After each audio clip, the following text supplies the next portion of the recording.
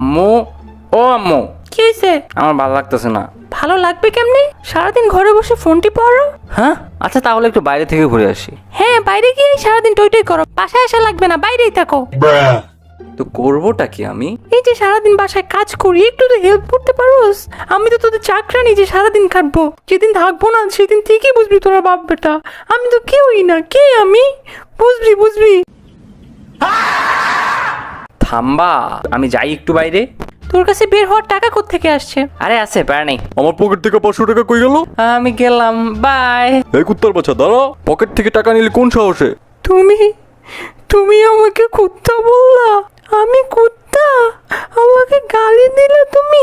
আরে শোনো রাফেজের মা, আমি ওকে বলছি, তোমাকে না। এত বছর সংসার করে তুমি এখন আমাকে কুত্তা বলে গালি দিলা? আরে কি বিপদে পড়লাম আমি? আমাকে কুত্তা আর আমার ছেলেকে কুত্তার বাচ্চা কেমনে বললা তুমি? ও আচ্ছা ঠান্ডা হও, কালকে শাড়ি কিনে দেবো একটা। সত্যি? হ্যাঁ।